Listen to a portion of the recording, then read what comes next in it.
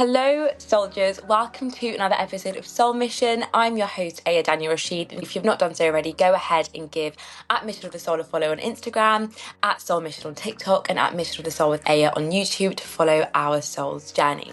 Today, I'm joined by a very special guest, author of Girl Live Your Fucking Life, guided self-love journal, a life coach with over 17 years experience of teaching people to unleash their full potential. So prepare to be inspired by this guest, where we'll deep dive into stepping into your own greatness. But as we start every episode of Soul Mission, empower your soul and ignite your mission, because your journey starts now. Avalaura, welcome to Soul Mission Podcast. I love your accent. I can just listen to you. I got that a lot when I was in New York. You'll be listening to a lot of it in the next hour or so. Listen, it's all good. I'm ready. That's perfect. When we last spoke, you had such an inspirational and a depthful journey, which I think loads of people would gain from your knowledge and your experience so far. It's so funny, like when you say my journey, right? Like when you get into your 40s and I think older, your 50s, it's like, wow, like your whole life is a journey. You know what I mean? So it's like, which one? There's so many within that point of, so it's so interesting coming from that perspective. Now it's like, wow, like I was just thinking about that. Like I have so many journeys. They're chapters. They're all different chapters of your life. They're that all come together. different, and the life lessons that come from all of them. But I know the one that we talked about was really my journey here, right? And becoming a life coach and healer, intuitive consultant, speaker, all the things, all the hats, all the many parts of myself. And I think that is a really beautiful journey because, so many of us, we start in one place and don't end up where we think we're going to be, right? And we have to pivot. And that's really what it was. I started out in social work. I just knew that I wanted to be a therapist. That was the goal. And I got into the traditional mental health field. I was a program director at an outpatient mental health clinic. And so I was actually doing therapy, particularly like for children and adults as well. I was managing, I was working on programs, doing all these things. And I just realized that the traditional mental health system, that it wasn't really set up to help people heal, but it was really set up to help people maintain their dysfunction. And I just felt like we were putting a Band-Aid on things, that we weren't really getting to the root of problems, and we weren't really helping people. And as a healer, I came into this work to really help people. And so when I realized that that wasn't possible, I was like, well, why am I here? Like, it's not the money. You know what I mean? Like social workers, we it's not like we get paid so much money. And so if I'm not really going to be fulfilling a purpose, right? If I'm not really going to be helping and serving, then what am I doing? And I was in that space for a while until I really just got sick and tired of being sick and tired. And now we talk so much about burnout and self-care, and I talk about these things, and I realized I was burnt out. I was really burnt out. I was getting depressed. I was gaining weight. I wasn't happy. And I didn't even realize it because my view was, this is my role. I have these clients, these people that I serve, and I have to assist them. And so I kind of put myself on the back burner, regardless of how I felt. But really, when I just got to the point of just being sick and tired of being sick and tired, and I was like, I just can't do this anymore. And not knowing what to do for myself. Like, I'm advising everybody else, but I don't know what to do for myself. I finally had to just talk to a colleague. And, I told her what I was going through, what I was experiencing. And she was like, look, I have this women's retreat coming up. Why don't you come out? It's going to be really good for you. And that's what I did. I didn't even know what a women's retreat was. Like, and you got to think, like, now, like, that's like all the rage, right? Like, I have a retreat coming up in Morocco, but back then I was like, retreat, like, what is that? But, if she had said, let's go bungee jumping, I would have done it. Because, at that point, I was just really at my wit's end. I just needed to get out. I just needed help. And so I went on this retreat, and it really was the best thing that could have happened to me. It was a huge turning point for me. And it was where I really began to understand self-care, as I talk about soulful self-care. And so it allowed me to see myself for the first time, like really. I was, doing meditation. I got back into meditation. We were eating healthy food, spending time in nature, and just talking to like-minded women and just grounding myself. And I had an emotional breakdown. I just had a moment where everything just sort of hit at the same time. And I realized just how unhappy I was. And I found myself on my hands and knees crying out to God, like, you have to get me out of here. I can't live like this. Like, this is not what I signed up for. This is not what you created me for. I can't do this anymore. And it was wonderful. Like if you've ever had those moments where you just have like that good cry, epiphany, that aha, it was amazing. Like I saw myself, clearly for the first time in a long time. And I felt amazing. And then I realized that I had to go back to work. And it was just like, well, dang, like I still great. I understand what's happening, but I still live this life. Like, what am I gonna do? I don't know what to do. So I went back to work. I went to work on Monday, and it was a normal day. And my boss calls me into his office, and he says, Avalaura, you are an amazing person. It's been really great having you. But I'm sorry to say I have to let you go. Right. And I'm sitting there like, wait, what? Like, did I hear him right? And so it was like this whole thing between like ego and spirit. Like, ego is just going off in my head, like, how dare he? I can't believe he's doing this to me. Does he know, who I am? Does he know what he's doing? Like, how much I do here? What is he going to do without me? And then, my spirit is just like, really, really quiet, where ego's very loud and rambunctious and ready to fight somebody. And my spirit is like, hey, Valora, like you prayed for this. Like you Yeah. asked for this, right? So what are you going to do about it? And that really became my journey. I was like, yeah, like I asked for this. I manifested this. So what am I going to do? Am I really just going to venture into the path of the unknown and really just do what it is that I'm called to do? And I decided to really venture into the path of the unknown. But I did what I took a 6-month healing sabbatical. And we're talking about that a lot now, right? Like Beyonce talked about it, and you hear Black women now talking about it all the time that I'm taking a sabbatical. But of course, then, like, who the heck is taking a sabbatical? I got to work, right? I got to make money. I Yeah. got bills to pay. But I took 6 months and I really worked on myself. And that's when I started studying life coaching. That's when I became a Reiki Master teacher. I got my own therapy. I studied hypnotherapy, aromatherapy, like literally like all the healing arts, all the things that I could get my hands on. I immersed myself in it. And at the end of that 6 months, that's when I opened up my business, my private practice, Avalauras Healing Center at the time. And that was now almost, I hate to say it, it's like almost 19 years ago now, which is crazy. And so I've been doing some subset of this work for the past 19 years now. And it really all started with getting fired from my job and really just being redirected. Wow. I mean, your story there's so many layers there to be unpacked. I think one thing that really struck me was, you started your journey to help people heal, but that ended up, causing you to downfall and then find your own healing through that as well. Yep, I mean, it's quite absolutely. ironic. I have the saying that I learned from one of my mentors is that we teach what we most need to learn. Right. Wow. And so that was it. It was like, yes, I'm doing this because I'm a healer, but I also need that for myself. And it's one of those things that I tell anybody in mental health, anybody who is a coach, who is any type of healing profession, if they don't work on themselves first, if they don't have their own coaches, their own healers, you do not want to work with that person. Mm. Because a lot of people who go into any type of healing work, they have their own trauma. And instead of working through their trauma, they decide that they want to help other people work through theirs. Yeah. I think therapists have to go through a course of therapy before they can become No, we licensed. don't.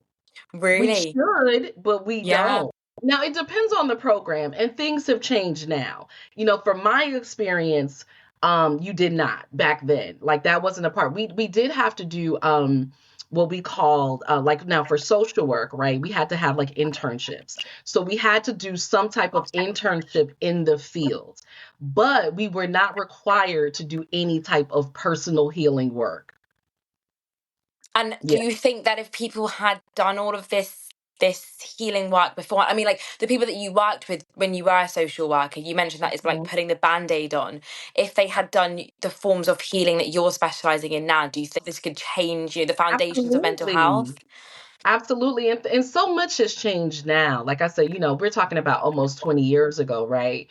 And I really focus on holistic mental health. And it's very interesting how mental health is still traditional, but it's kind of moving in that direction. You have much more people really looking at things like trauma and looking at holistic healing and looking at all the various ways, right?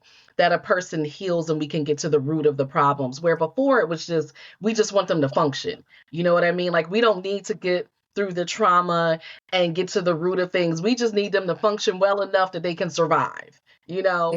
So there has been a shift. It's still slow. There's still a lot of work to do, but it's definitely changed considerably. So I know it would have made a difference because I really became the guide and the coach that I needed. For yourself, you figured Yes, that out for yourself. yes, Like, I want you to kind of debunk with me, because I just thought, when I speak to people about going to therapy, and I think when we last spoke, we spoke about the difference between holistic and a traditional therapy. yeah. And when I speak to people about therapy, the one thing about it they don't, as to why they don't really want to go, is because they don't want to delve into the past. And I think that's what, even when I went to therapy, in traditional therapy like CBT, you'd have to start from your childhood and work out, like, why you are the way you are and why the traumas have started. What is the difference between that and holistic therapy? Yeah, so I'm a life coach, so I would say I'm a life coach with a mental health background. So I have both, right? So Yeah. I've done the traditional, but now I focus more on coaching as a solution, as a healing modality, as an intervention, because I just find it to be so much more effective. And it's not even so much, a lot of times people will say the difference is in therapy, you go into the past, where coaching, you're focused on the future, right? That's the sort of very basic difference, if you will. I do delve into my client's past because I do want to understand my client. Like I just put something on social media today. Like when you understand someone's trauma, you begin to understand who they are.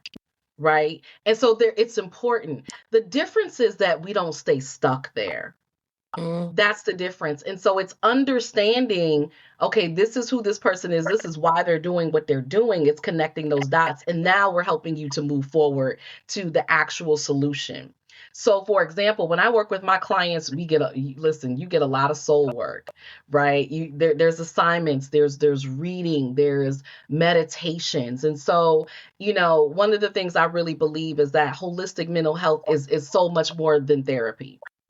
You can't go to a therapist or even a life coach, right, once a week and expect that your whole life is going to change. There's work that you need to do for yourself every single day. It has to be a way of life. It has to be a lifestyle. So one of the things that I make sure that my clients have are daily practices that they're doing. And that's why they see results a lot faster, because we're not staying stuck in the past. Like, okay, we got that. We have this understanding. We understand why this is going on. Now, this is the work that we're doing to move you through that onto the next part of your journey so you can get to that next level, whatever that looks like for you. One of the hardest parts, I feel like, of healing and inner healing is getting over the past, or Yeah. focusing on the future. How someone was to wake up tomorrow and try and implement that new mindset, what would that look like? Yeah. So one of the things that I spend a lot of time in the beginning process is really working through our ego, working through the difference between ego and spirit, working through our belief systems, our core negative beliefs, our transparent beliefs, beliefs that we have that we don't even know that we have, that we don't even know that are affecting us. Understanding that process, because when you start to do that, one of the practices is tuning into your beliefs every day. What are you saying to yourself? What's that negative self talk? What's that thing behind the thing behind the thing that Mm. has been ruling your life that you never even tuned into? So you didn't know that every single day you're programming yourself. And so instead of getting the things that you want, that you say you want, you're still programming yourself to the negative, which is keeping you in the past. So there's a lot of things like that that sometimes seem really simple, but they're not. every day, what's some of the beliefs that are coming up? Start to write those down. Pay attention to those, right? Without judgment, not judging them. Oh my God, you know what? I got this when I was 6 years old. Why am I still thinking this? Not doing that, but simply just like if you're watching a movie, right? Or you're reading a book and you're reading about this person's thought process. It's like that. You're not judging it, but you're simply just paying attention because you want to know what's really going on. And a lot of us don't pay attention to what's going on because we're just in go, go, go, go, go mode, right? We're so many of us, we're trying to survive, we're paying bills, we're working, we got our families, we have all these things going on that we don't even just have that time to just think about, yeah, what are my beliefs? What do I think on a daily basis, right? Is that in alignment with the things that I say that I want? Or is it that something that somebody taught me, that my mother told me or my grandmother told me, and I just bought into without question, even though it really actually makes no sense now that I think about it? So that's so interesting. It's I think there's a lot of introspection, a lot of Yeah, like self-analyzing that we don't necessarily do, or if we do it, we're criticizing ourselves for it in that yeah. way. There's a lot of judgment, a lot Yeah. of judgment. And, I always say, like, if you're judging yourself, you can't heal.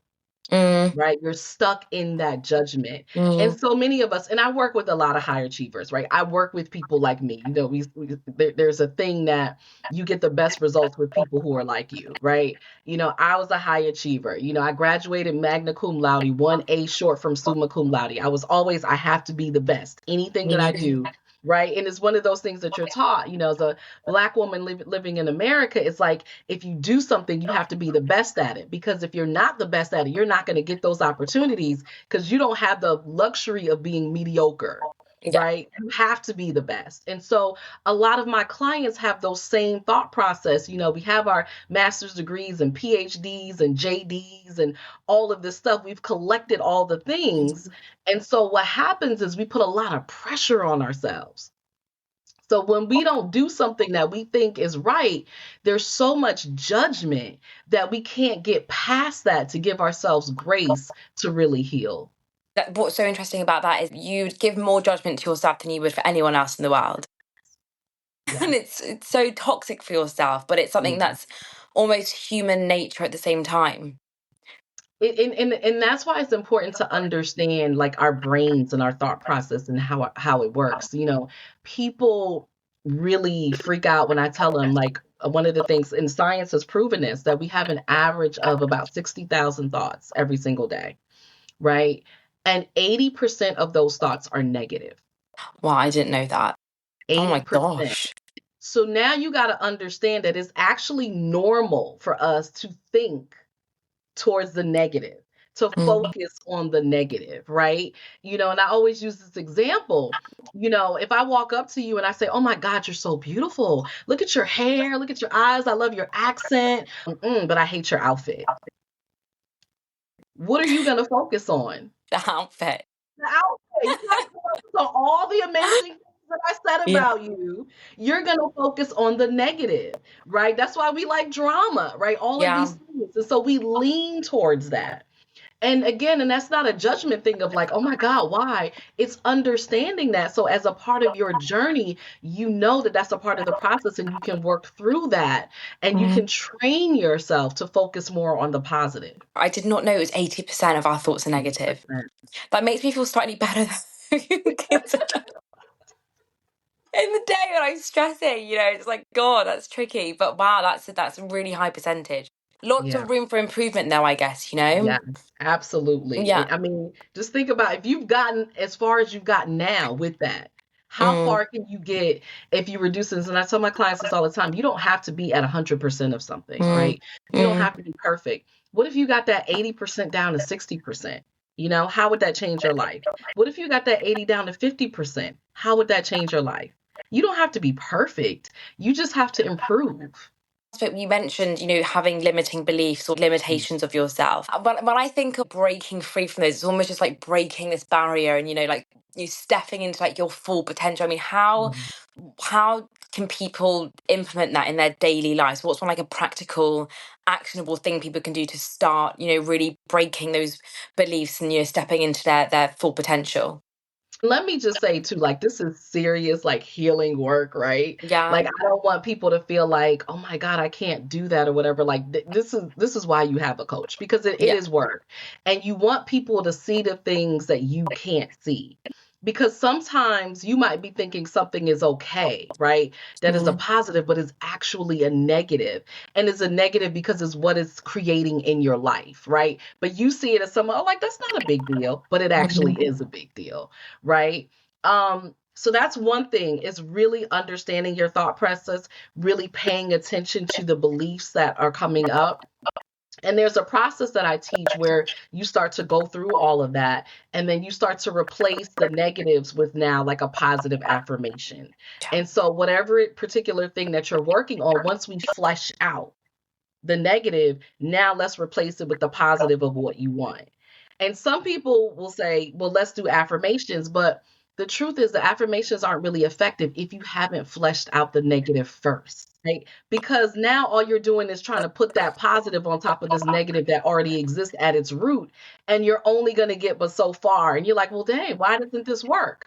Because the negative still exists. It's still ruling what's going on. You just tried to put the cherry on top. What does it mean to kind of discover your true purpose? Because with your journey, you started off a social worker, and Mhm. that door closed for another one to open eventually. What would that look like for someone to step into their purpose, even though they might not have realized that they've gotten there? Because I'm sure as a social worker, you didn't know that you were going to be a life coach one day, you know? I surely did not. Yeah. Yeah.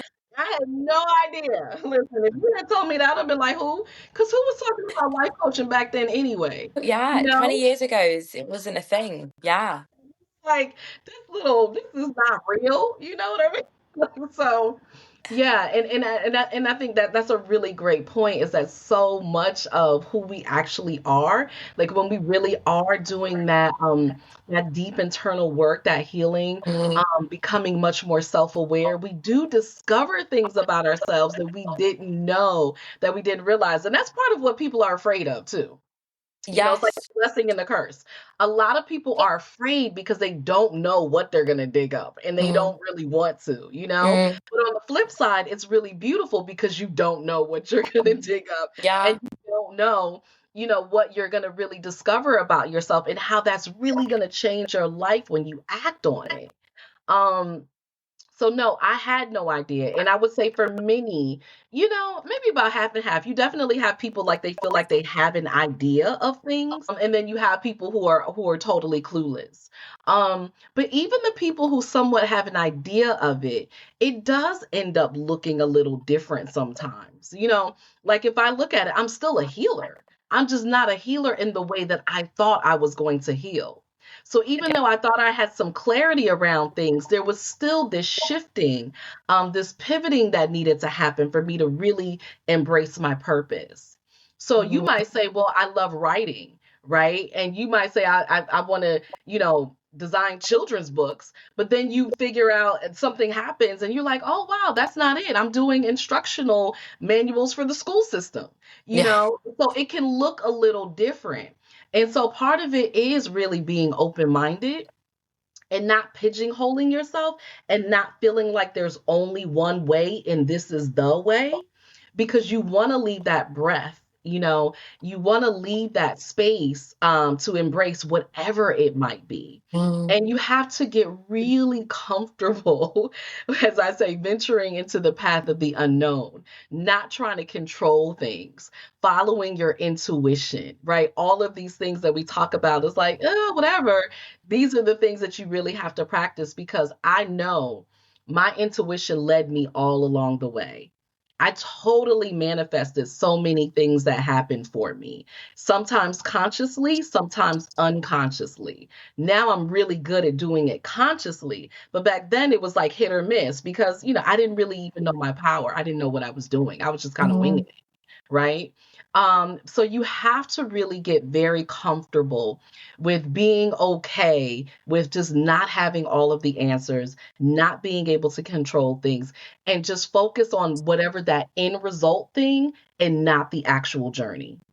Yeah. It's that pivoting, which I think scares so many people. And it should be more embraced. But I can see why it's hard to embrace pivoting and the unknown and just letting the universe or whatever just guide you. And I remember with myself, I had another job in January, which ended in January. And I didn't know what job I was going to go into for 6 months. I said, oh my God, I don't know where this is going. I don't know what job I'm going to have. I have no idea what my life's going to look like. And I fell into this job that I absolutely love now. And it was just, looking back, I wish I'd relaxed a bit because it was all going to work out. Yep. And I think it's such a mindset shift for people to just embrace the unknown. But it gives you so much power, and it's actually very liberating. It's so freeing, so freeing. And what I do want to add, what's important is that it will all work out if you're doing the work. So many times people think, well, I tried to do that, but it didn't work. But what were you doing working on yourself, right? Were you doing these things to help that process all along the way?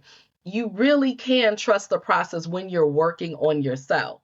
But if you're just like hanging out, you know what I mean, watching Netflix or on TikTok all day, not doing anything, well, that's a different story. I can't guarantee that it's going to work out for you. Listen, you got to do something. What does to you creating the life you want mean? What does that mean? Yeah, I mean, and that's literally, what my self-love journal, Girl Live Your Effing Life, is all about, Yeah, right? let's talk It's, about that. it's it's living life on your own terms. That's what it's about, and not caring what other people think or say. We live in a very interesting time where, I'm Gen X, right? And even though I work with a lot of Gen Xers and even baby boomers, but I work with a lot of millennials too, and even, younger now. And we live in a very interesting time where everything is playing out on social media. Yeah. Where before, things might have been a little bit more private. You might talk about things in your friendship circle, your friend circle. It's like you've invited all of these other people into your life, and all of these people have opinions. And you get a front row seat to what their opinions are, whether you want to hear them or not. And so we tend to care a lot more about what people think now than we ever did before because we've given them so much access to our lives. Mm. And so it's really all about, how can I live life on my terms? How can I do what's best for me? How can I, rebel against what society, what my friends, what my family say that I'm supposed to do, think, be, and be who I am? Mm. I think that's with social media, it's I find it can be a very damaging platform, and you have to almost have it under your own control. And I guess one quote that I always live by is, comparison is thief of joy. And as humans, it's so natural to compare, but I guess just anchoring yourself in that is really important. It's hard to do, but it's really important for your own mental health as well. It's work, and it's continuous work, right? Yeah. Because every level that you get to, it takes a little bit more work, because you might be confident in one area of the life, and in this other area you're not confident. So Yeah. you have to do more work to get more confidence so that you can lead with that. Because you're absolutely right. Like I always say, I believe that anytime you compare yourself, you've already lost. Mm. Because listen, you are you. There's nobody else out there like you. So what are you comparing yourself to? Yeah. You can't compare yourself to anything else. You've already lost. Impossible. You have already said, I am less than. I don't know. Sometimes I use social media to motivate myself, but it's such a fine line. It's such a fine line It's because, a very fine line. And if you're doing that, that's fine. yeah. But a lot of people are not. And they might be telling themselves that they're doing that, Mm. but they're not. The proof is in the pudding. You see, Mm. they're actually not motivating themselves. They actually end up being a little bit more depressed. And it's so easy to look at somebody else's life and think it's amazing and wonderful and they have it all together and you don't. Mm. And I'm here to say, listen, as a life coach who has worked with many people, celebrities, leaders, people who you would not expect, I promise you, nobody's life is what you think it is. There's a whole lot going on behind the scenes. Mm. Nobody, and I mean absolutely nobody, has a perfect life. Perfect would be completely imperfect. Right, because who wants to live up to that standard? You mentioned that you're a Reiki master. I know a little bit about Reiki, but I don't know too much of it. Yeah, I always love when I meet people who don't know a lot about Yeah. Reiki or they haven't had a Reiki experience yet, because it's one of my favorite things. It's literally one of the most useful tools you can ever have, like real world tools. What Reiki is a form of energy healing. It's likened a lot to massage, if you will. In that massage, you're actually physically touching somebody. You're manipulating, you're working through maybe like their muscles and tension and things like that. Where Reiki, instead of really working through, your muscular, your body and things like that, you're actually working on your energy system. So we talk a lot about chakras, meridians, things like that. Like when you do acupuncture, you take those needles and those needles are kind of manipulating and working through your energy system. With Reiki, you're doing that, but you're doing it with your hands. Wow. So it's very gentle, it's very calming, it's very relaxing. And it's so good for so many things. That's why I love it. And so it's like when in doubt, you can always use Reiki. You can use it for actual physical pain, but then you can also use it for trauma. You can use it for, like I said, like relaxation. If you just have a lot going on, you're really stressed out. It's really great for stress relief. Mm. I even use it with my family, like when we have colds, like my partner, he had like it got really sick and I was using it for his colds, his headaches, his all those things, fever, so it's useful on every single level. We talk about mind, body, spirit, and soul. So that's why I love it. Like even if you don't know what it's doing something. And so it's a really beautiful tool. And what also I love about it too is that you can actually learn it yourself. So Enlighten me. I'd love to know. yeah, My so research after this. that's one of the great things. Like obviously I have clients and they love to come to me, but it's like you can learn this to yourself and so you can do actually perform Reiki on yourself. You can perform it for friends and family. So when I say that I'm a Reiki master teacher, that means that I actually teach Reiki. Okay. Reiki is passed down from teacher to student. So I actually teach Reiki, help to open up your own energy, help you to be able to channel your own energy, help you to know how to use it, what to do, different healing techniques. And then you can go on and, you can do it and practice it yourself professionally, if you will, or you can just use it for yourself or for your family, your friends and family. It's totally up to you. So when I said that I'm going to Morocco, next month, I'm actually going to be doing a Reiki retreat. So I'm teaching Wow. teaching Reiki 1 and 2 at this Morocco retreat. So are there different numbers to it? Yeah, so there's Okay. 3 or 4 levels depending on who you learn from. My Wow. system is 3 levels. And so Okay. there's Reiki 1, which is really all about learning the mechanics of energy, learning about healing, learning about Reiki, learning how to perform it on yourself. Then there's Reiki 2, where now you're really learning about how to perform it for others. You're also learning how to do distance Reiki, which is really cool. And then Reiki 3, which then helps you to now be a master. You're learning advanced, different energy healing tools. And so now you can actually practice professionally. Wow. What would one example of a energy tool be? That sounds so interesting. That's I like a mean, there's so magic many. power. Well, so in Reiki, we have symbols. So like in Reiki 2, and in all these things now. And now let me say some of the stuff that you can find online, which you shouldn't, it shouldn't be there. However, what happens is if you're not initiated into Reiki, it doesn't have the power.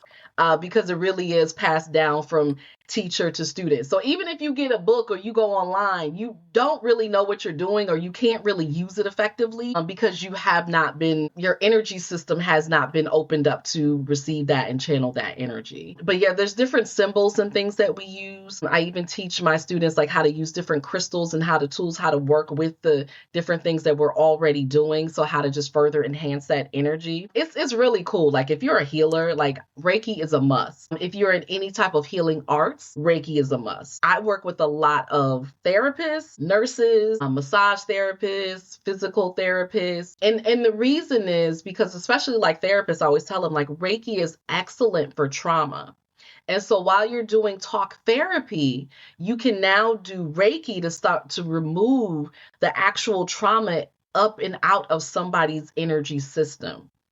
Because we all know that if it's not processed, right, if it's not really dealt with, it is in your body. Yeah. And so Reiki is a wonderful tool of removing it from your body, having that somatic healing experience. And you mentioned healing modalities. Is this kind of the same, along the same lines of it?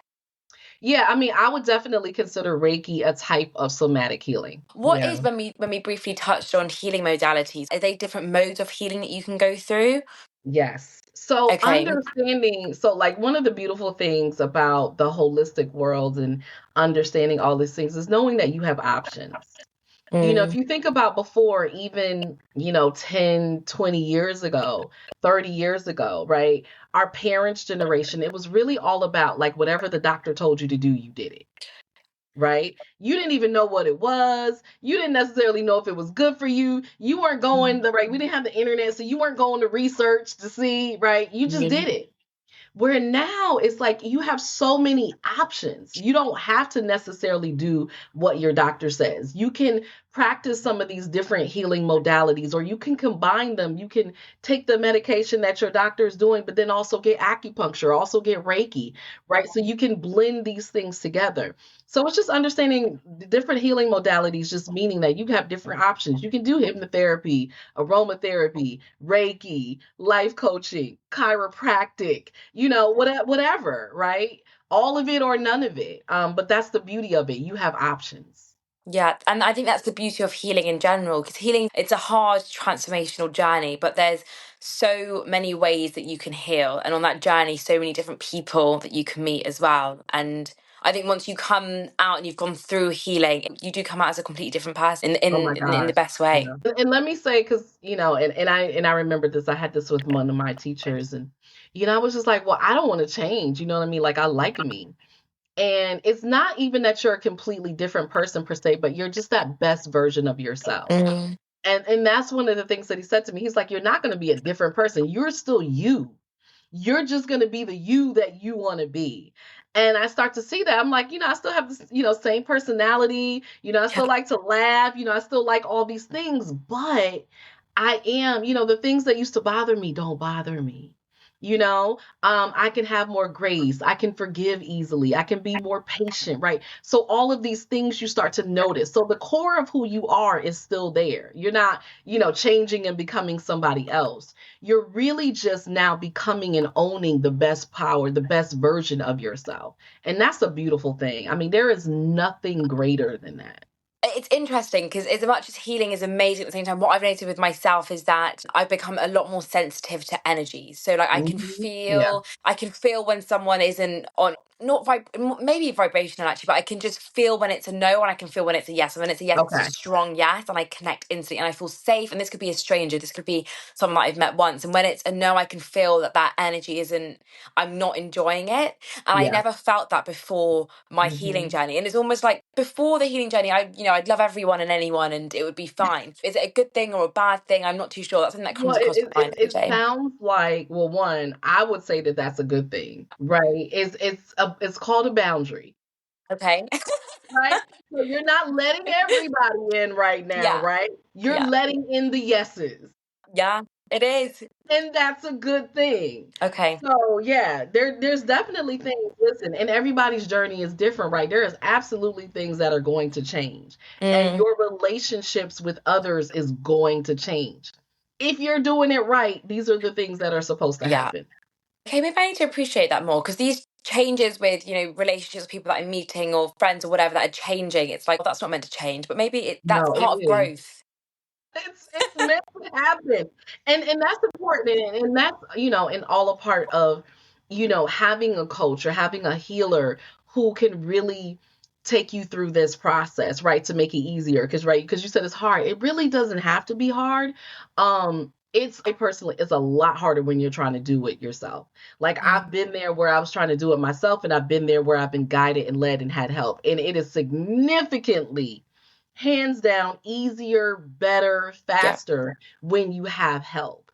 And so those type of things are some of the things that a coach, right, or a healer it will help you with so that you're not kind of spinning your wheels thinking that you're doing this all wrong, Yeah. or the things that are happening are all wrong, but that you can see like, yeah, this is actually a part of the process, or yeah, this over here, no, we don't want this. You're like, this is something we need to flesh out and work with, right? And you need that guidance because the reality is you don't know what you're doing. No. You're just going with it. I mean, and like, listen, this is what I do for a living, and I can't do it on myself. Yeah. Because I need somebody else who can see me from an unbiased point of view, right? I can't do that for myself. We have this saying that a doctor who works on himself has a fool for a client. Because you don't know. Just no idea.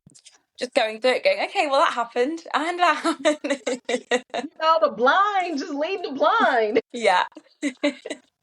God, I should have got a life coach earlier. That would have been so helpful. Like, difference, boy. I can imagine. One question that I'd love to finish off on, I feel like you have so much, we mentioned at the beginning your journeys and your chapters, and it's funny for you to look back on, saying your journey, and you've lived so many different lives. Yeah. What advice would you give to your younger self looking back now? Yeah. The advice that I would definitely give myself, like, and when I say myself, like knowing who I am now, right? And what I had to go through to get here is that I am enough, and don't try to be like anybody else. And I think a lot of us go through this, like when my younger self, right? When I was in school, and how you look at people and you might recognize that you're not like everybody else, but you want to fit in, and that's natural. You want to fit in. And I would have told myself to stop trying to fit in, find out why you're different and embrace it, be the best different that you can be. If I had done that earlier, oh my God. It's always that saying, if I'd done it earlier, things would have been so simple. Like, oh my goodness. Obviously things happen the way that they were supposed to. And, it's a part of the journey to know the difference. So now that I can be that guide for my clients, because I've been through it. But, you just think about all the time that you lost, and you're spinning your wheels and, suffering in silence, and when you really just didn't have to. So it's a beautiful thing. Like, I don't regret it. I know it's a part of my journey, but it's just like, wow, how amazing would things have been if I had known that back then. It's the irony. Every time I ask people, what advice would you give to your younger self, it's always such ironic advice. It's like, if I'd only just done that. But it's part of the journey, and I think it's so important. So thank you for sharing that. You're welcome.